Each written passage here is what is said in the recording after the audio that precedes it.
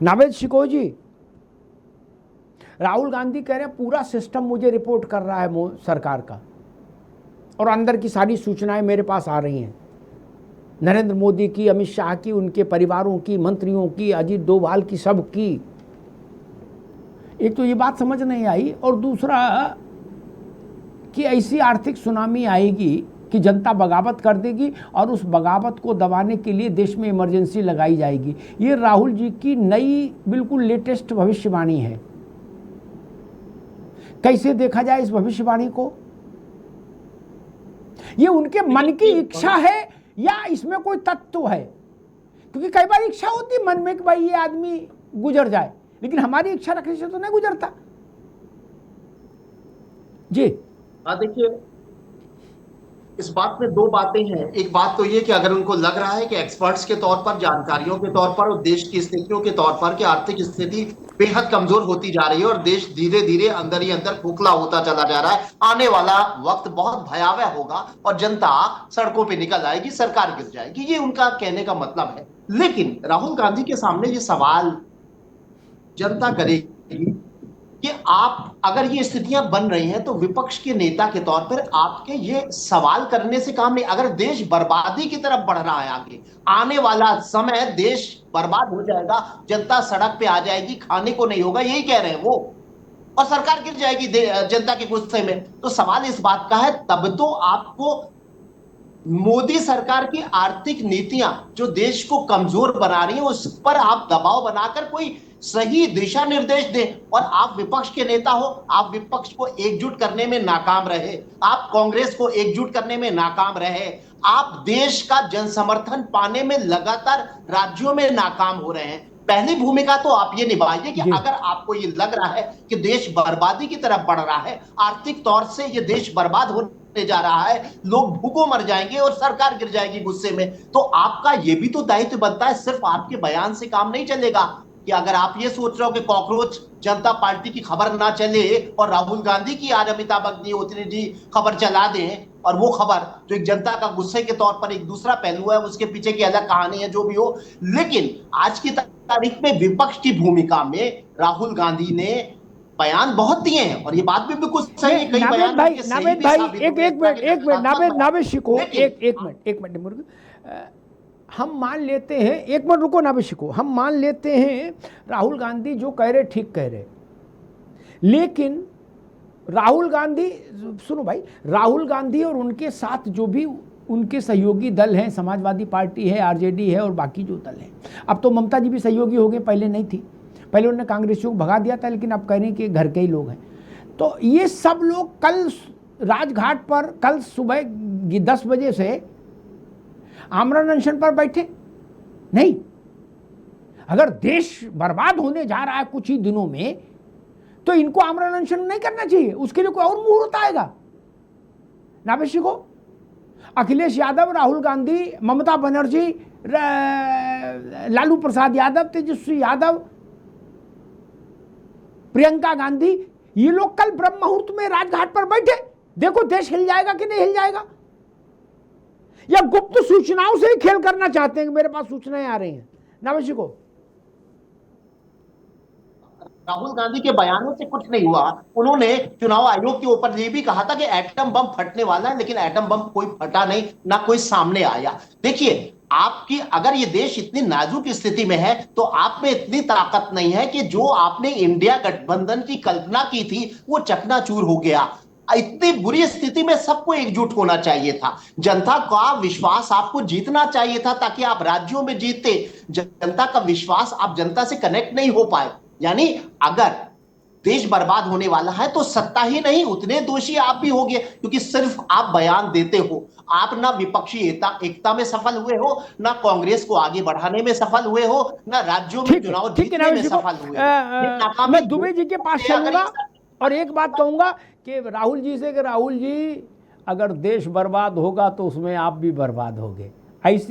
ऐसा मत दिवा स्वप्न देखो कि देश बर्बाद होगा और मैं आबाद होऊंगा ना, फिर तो सबके कंटाप पड़ेगा, दे दबा दब। इसलिए इस स्वप्न में मत घूमिए। मैं दुबे जी के पास आऊँ उससे पहले एक बात कहूँगा, जो लोग देश चलाने की और देश बचाने की अपने कंधों पर जिम्मेदारी लिए घूम रहे हैं, वो अपनी पार्टियां नहीं चला पा रहे। दुबे जी, पार्टियां नहीं चला पा रहे, अपनी पार्टी को एकजुट नहीं रख पा रहे, और भाषण दुनिया भर का है करे, हम लाल किले से बोलेंगे, क्यों बोले हम नेता हैं। क्या शरद पवार, क्या उद्धव, क्या ममता, पार्टी नहीं चला पा रहे, खंड खंड होके बिखर रही पार्टियां, और बातें बड़ी बड़ी नहीं। वो था ना घर में नहीं दाने, आगे छोड़ो दुबे जी।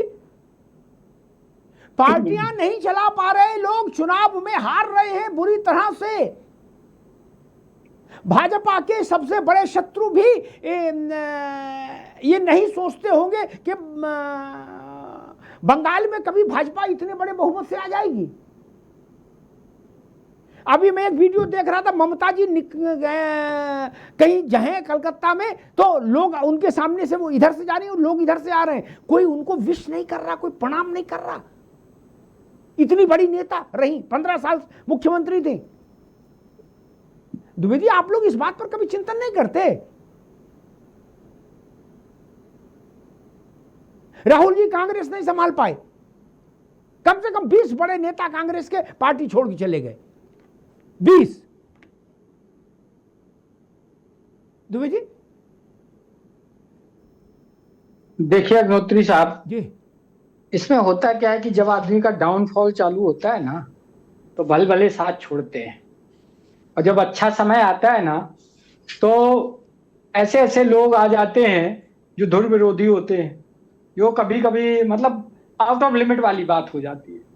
तो ये वक्त की बात होती है कि, और राजनीति में तो खास तौर पे जी, यही भारतीय जनता पार्टी, आपने तो उत्तर प्रदेश अच्छी तरह कवर किया, यही भारतीय जनता पार्टी की स्थिति क्या थी उत्तर प्रदेश में।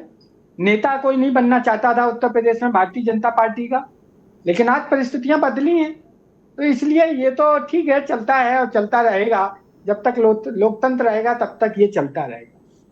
अब बात आई, आपने बोला कि राहुल गांधी जी ऐसा दुस्वप्न कहें या जो भी कहें, जो उनके विचार या गुप्तचर की उनकी जो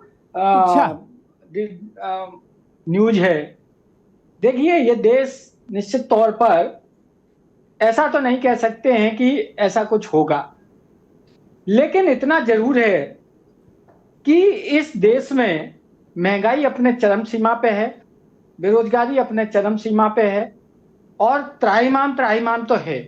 इस चीज को आप भी शायद इनकार नहीं कर सकते, एक नागरिक के तौर पर। एंकर के तौर पर मुझे नहीं मालूम, लेकिन एक नागरिक के तौर पर आप 100% इस चीज को महसूस करते होंगे और करेंगे।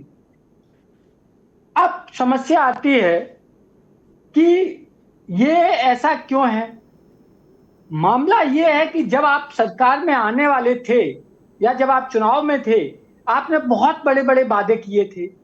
आज जनता ने एक बार दो बार किया, तीसरी बार तो बाई फॉल्ट है कि चलो भाई आप बैसाखी पे चल रहे हैं, लेकिन आक्रोश है। एक बात कहूं इसमें कहीं दुबे जी, एक बात कहूं, आपकी ये बात भी डिक्शनरी से डिलीट होने वाली है, ये फ्रेज भी कि बैसाखी पे चल रहे हैं। अभी तारीख नोट करो कागज में, रुक जाओ, तारीख नोट करो। क्या 30 दिन के भीतर 272 भाजपा अपने आप क्रॉस करके लोकसभा में होगी, तब तो नहीं, तब क्या बोलोगे? तब क्या बोलोगे? बड़ी कठिन है डगरपन घटकी मेरे भाई। नहीं अग्निहोत्री साहब सुनिए, जिस दिन ये रिजल्ट आया था और आपके चैनल, शायद मैंने कई चैनल पर इस बात को कहा था कि 3 साल इस सरकार के तब होंगे जब वो 272 कवर करेंगे, बाई हुक बाई कुक, और वो हो रहा है। आप भी इस चीज को आप स्वीकार करने लगे हैं, उस समय नहीं किया था। काफी लोगों ने कहा था नहीं ऐसा नहीं होगा, बैसाखी पे चलेंगे। ठीक, अब रुकना होगा, मैं कांग्रेस के पास चलूं, लेकिन ये 2 बातें कहूंगा जो बात दुबे जी ने कही उस पर। एक, ये कोई करिश्मा पहली बार नहीं हो रहा, नरसिंह राव भी ऐसा करिश्मा कर चुके। उन्होंने माइनॉरिटी गवर्नमेंट के प्रधानमंत्री के रूप में शपथ ली, और जब उनका कार्यकाल खत्म हुआ 90 को, तो वो मेजॉरिटी, मोर देन मेजॉरिटी के प्रधानमंत्री थे। क्या वो बिना बोले ही ऐसा खेला कर गए, हम तो उस खेला गवाह हैं। कोई यहां गिरा, कोई वहां गिरा, इस दिल के टुकड़े हजार हुए। कहां शिबू सोरेन गिरे जाके, और कहां करिया मुंडा है, सूरज मंडल, और कहां अजीत सिंह की पार्टी और राम लखन यादव, उनने सब घोर माठा कर दिया नरसिंह राव जी ने। अच्छा वो करें तो लीला, और मोदी जी करें तो ऐसा नहीं चलेगा भाई। और दूसरी बात मैं कहूंगा, जो बात दुबे जी ने कही, मैं कहूंगा जितनी मुझे भारत के जनता की तासीर की समझ है, इस देश ने, मैं 47 में नहीं जाता, बहुत दूर हो जाएगा, 77 की बात करता हूं। इस देश ने इमरजेंसी में कांग्रेसियों को गिरा गिरा के नहीं मारा, जबकि मारने का सारा लॉजिक बनता था क्या, कि जहां मिले वहां पीटो। इमरजेंसी हट जाने के बाद, इंदिरा जी की सरकार चली जाने के बाद भी, दुबे जी आप बताइए, आपके जिले में कांग्रेसी मारे गए? नहीं। एटा, इटावा, फरुखाबाद, मैनपुरी, जालंधर, जबलपुर कहीं मारे गए? नहीं। क्या? जबकि मारे जानते हैं तो कोई बुरा नहीं मानता, वो कहते भाई तो इन्होंने कामी पिटाई वाले किए, पूरे देश को हो जेल खाना बना दिया। फिर भी जनता का छोड़ो जान दो भाई, क्या जैसा करेंगे वैसा भोगेंगे, ये कह के छोड़ दिया। राहुल जी को उस देश में ये दिख रहा है कि नहीं बगावत होगी, और बड़ी बगावत होगी, सब कुछ हिल जाएगा। अरे भैया ये बड़ी बगावत होनी होती तो राहुल जी आपकी दादी के खिलाफ होती सबसे पहले, और उनको देश छोड़कर जाना पड़ता, जैसे दूसरे देशों के राष्ट्राध्यक्ष भागे हैं, किसी दूसरे देश में शरण ले रही होती वो। देश भारत का मिजाज समझिए, उसके तासीर समझिए। राज शर्मा साहब, मैं इस समझ नहीं पा रहा, राहुल जी कह रहे हैं कि मेरे पास अब सिस्टम से गोपनीय जानकारी आने लगी है, क्या ऐसा है कि मतलब लोग देख रहे हैं कि ये प्रधानमंत्री हो जाएंगे मोदी जी हट के, इसलिए अभी से इनसे सेटिंग कर लो, ऐसा कुछ है इंप्रेशन? चलो ये तो बाद में बताऊंगा, पहले मैं थोड़ा सा आज आपकी बात से, कथी भी बात से इत्तेफाक नहीं रख रहा हूं जी। ठीक, बिल्कुल। आपने अभी एक कहा कि राहुल जी की दादी ने इमरजेंसी लगाई थी, हाँ लगाई थी, उसके बाद इलेक्शन जीते ना। आप भी तो कहते हो, आप मोदी पे इल्जाम लगा रहे हो, मोदी इलेक्शन जीत रहे हैं, इसका मतलब नजरिया समझो पब्लिक का। आप क्या कहोगे इस पे? 75 के बाद हम लगाई जीते थी, ना। और एक मिनट फिर आगे बढ़िए। जब इमरजेंसी लगाई थी और उसके बाद चुनाव में गई थी, तो दादी की पार्टी नहीं हारी, दादी भी हार गए और चाचा भी हार गए, ठीक, और सब हार गए थे उसके। जी। उसके बाद सरकारें बनाई, हाँ ठीक है। यानी मेरा मानना है आप मीडिया का एतराज है, बाकी पब्लिक का एतराज नहीं। लोग गौहत्या माफ कर देते हैं, एक गौहत्या वाले को भी एक ही बार सिर मुड़ाते हैं उसका, बस वो भी इनविटेशन भी आएंगे। और दूसरी बात, मैं बहुत खुश नसीबी हूं कि आप चैनल चला रहे। आप अमित शाह जी की जगह गृह मंत्री नहीं थे, बस नहीं थे साहब।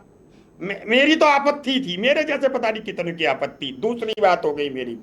तीसरी बात, नावेद भाई की बात से आज इत्तेफाक नहीं रखूंगा कि नावेद भाई ने कहा वो अपनी पार्टी को नहीं संभाल पा रहे।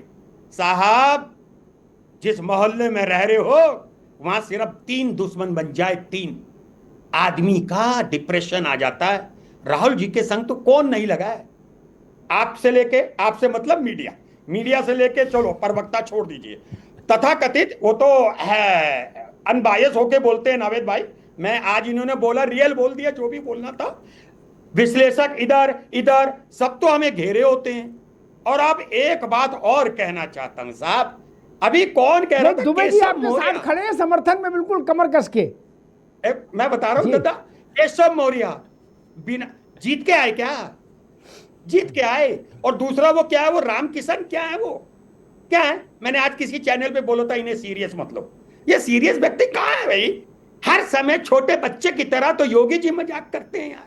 एक सांसद को वो कतई बिल्ली, मेरे घर में मेरे बिल्ले की इज्जत ज्यादा है, उतनी तो इज्जत योगी जी नहीं करते उनकी। मेरे घर में मेरे बिल्ले का सामान है, अभी आ जाएगा तो मैं यहीं बैठा लूंगा उसे, प्यार है उसके संग, हम जानवर से करते हैं। पांचवी बात, एक बात कहूंगा जी, जैसे आपने भी कहा तारिक, आप बहुत लर्नर्ड है, मैं भी हर चीज समझता हूं। अभी अगर भगवान ना करे, बस आज भगवान ना करे 3 बार बोला कि अडानी अंबानी की निगाहें आप पे पड़ जाएं, साहब आप भी मजबूर होंगे, बुरी हो सकती है, आप भी मजबूर होंगे। आप उन विधायकों की बात करते हैं, मेरे आप घर में, मेरे और आपके घर में, या नावेद भाई के पांचों के कप्तान फोन करेगा, ओए राज दिमाग ना खराब करना, कल से टीवी में मत बैठना भूल जाऊंगा। बीवी कहेगी भैया तू बच्चे पाल, ऐश कर, मूंछों में ताव दे के घूम, काम कर रहा। तो इन बातों में दम कम नहीं। और लास्ट बट नॉट लीस्ट, बस आप लोग विपक्ष से ही पूछोगे, कभी प्रधानमंत्री से पूछ लो, कभी गृह मंत्री से पूछ लो जी ठीक, बस यही पूछोगे।